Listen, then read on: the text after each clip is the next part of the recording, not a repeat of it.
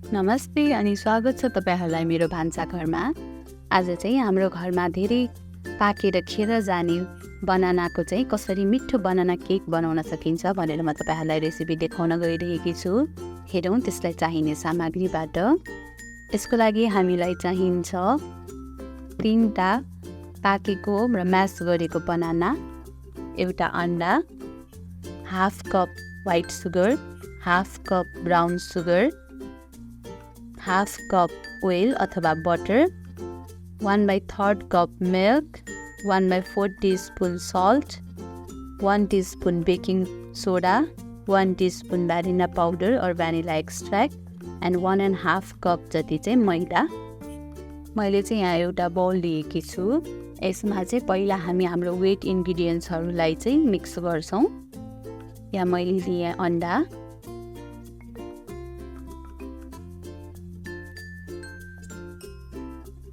त्यसपछि मैले यसमा राखेँ म्यास्ड गरेको बनाना,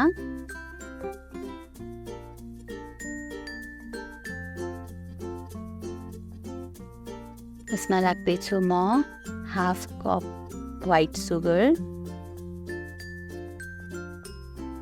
र हाफ कप ब्राउन सुगर,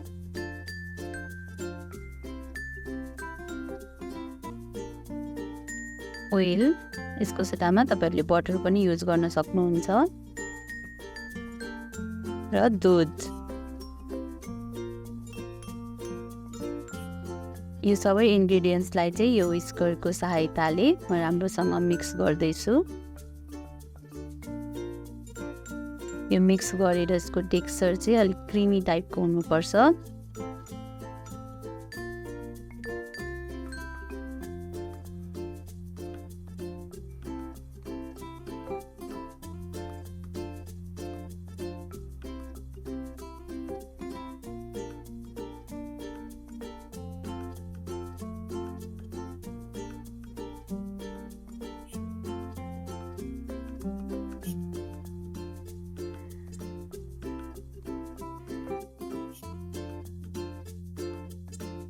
यो सबै मिक्स भइसकेको छ। अब म यसमा राख्दै छु मैदा। मैदा राख्दा चाहिँ थोरै थोरै राख्दै मिक्स गर्दै फेरि एड गर्नुपर्छ, नत्र भने चाहिँ मैदाको लम्प्स बन्न सक्छ। यसले बिस्तारै यसलाई म हाम्रो वेट इन्ग्रेडियन्ट्समा मिसाउँदै छु।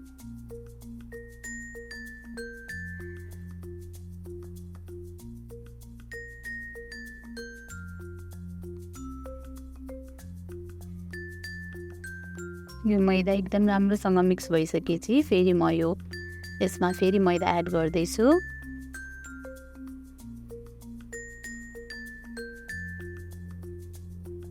यसलाई पनि अब फेरि राम्रोसँग मिक्स गर्ने।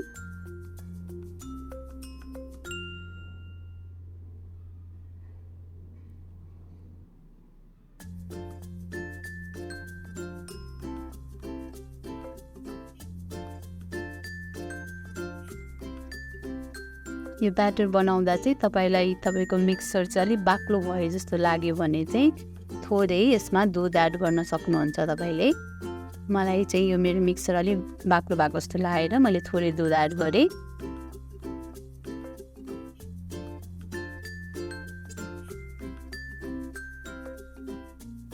दूध मिसाएर म फेरि यसलाई राम्रोसँग चलाउँदै छु। यसमा म राख्दै छु बेकिङ सोडा, भ्यानिला एसेन्स, मसँग चाहिँ भ्यानिला पाउडर छ, अनि सल्ट। यो राखेर यसलाई पनि राम्रोसँग मिक्स गर्ने।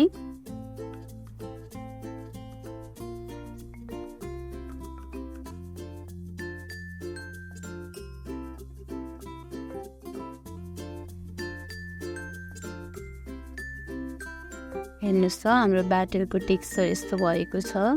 यतिको हुनुपर्छ ब्याटर। यो चाहिँ अब मोल्डमा हाल्नको लागि रेडी भइसकेको छ।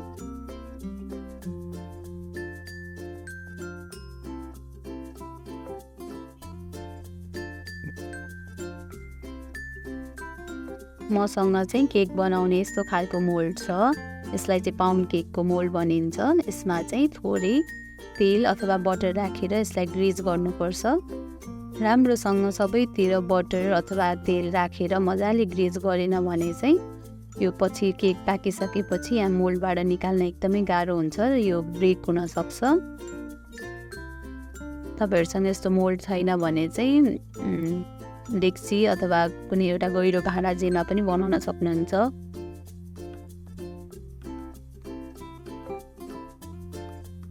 यसमा म अब हामीले रेडी गरेको ब्याटर राख्दैछु।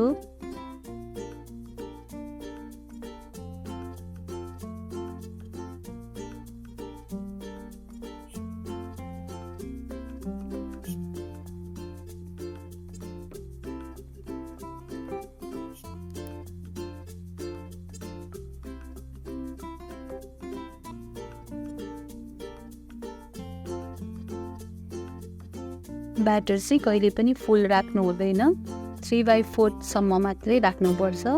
यो केक पाकिसक्दाखेरि फुलेर ठुलो साइजको हुन्छ र धेरै ब्याटर राख्यो भने चाहिँ राम्रोसँग फुल्न पाउँदैन।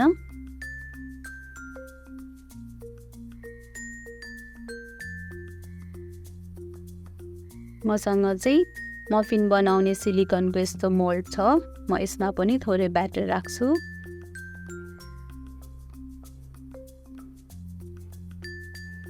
यसमा पनि हामी 3/4 जतिमा चाहिँ ब्याटर राख्छौँ।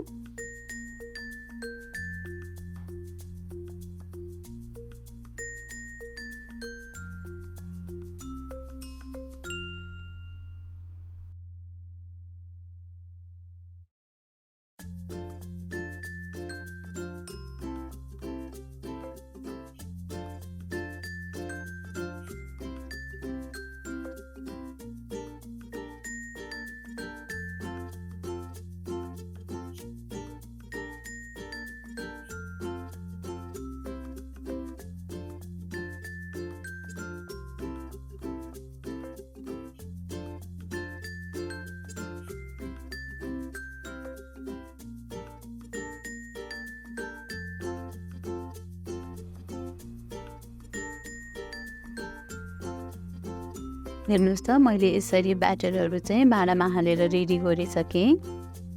बेक गर्नुभन्दा अगाडि चाहिँ हामी यो भाँडालाई ट्याप गरेर यसको बटममा भएको एयर बबल्सहरूलाई चाहिँ फोड्छौँ।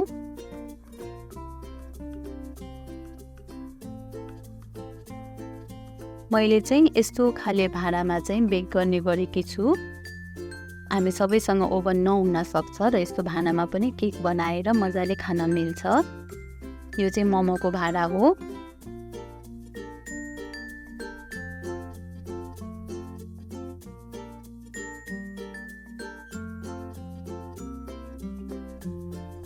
यसमा चाहिँ मैले यस्तो तातो भाँडा राख्ने स्ट्यान्ड राखेर बेक गर्ने गरेकी छु।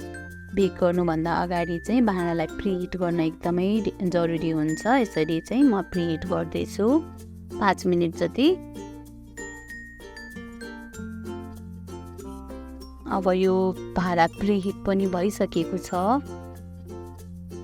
यसमा म अब हामीले अघि रेडी गरेको ब्याटरलाई यसरी हाल्दैछु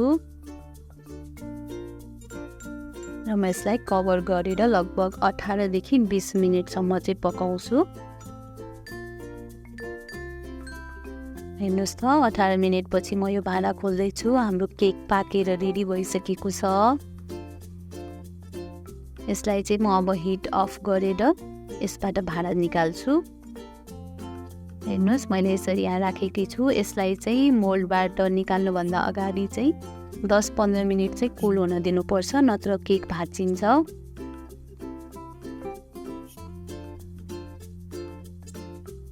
लगभग 10-15 मिनट पनि भइसक्यो। अब म चाहिँ केकलाई निकाल्छु। निकाल्नुभन्दा अगाडि चाहिँ हामीले एउटा स्पुनको सहायताले यसको साइडलाई चाहिँ भाँडाबाट छुट्याउनुपर्छ, नत्र भने केक फुट्छ।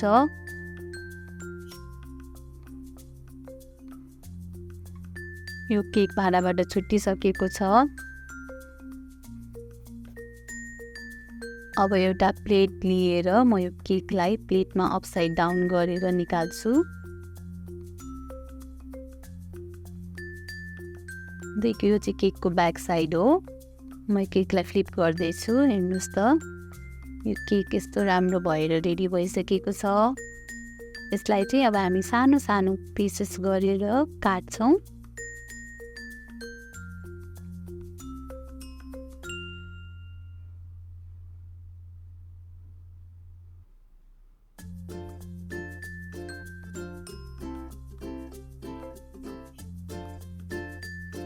हेर्नुहोस् त कस्तो राम्रो स्पन्जी केकले बनेर रेडी भइसकेको छ। अब चाहिँ म बिस्तारै यो सबै केकलाई काट्छु। हेर्नुहोस् त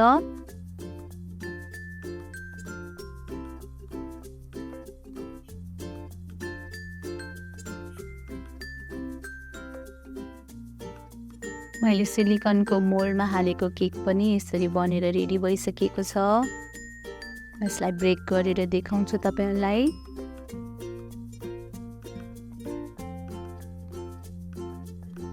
यदि तपाईहरुलाई मेरो भिडियो मन पर्यो भने लाइक, शेयर र सब्स्क्राइब गर्न नबिर्सिनु होला र यसै गरी घरमा बनाना केक बनाएर खानु होला।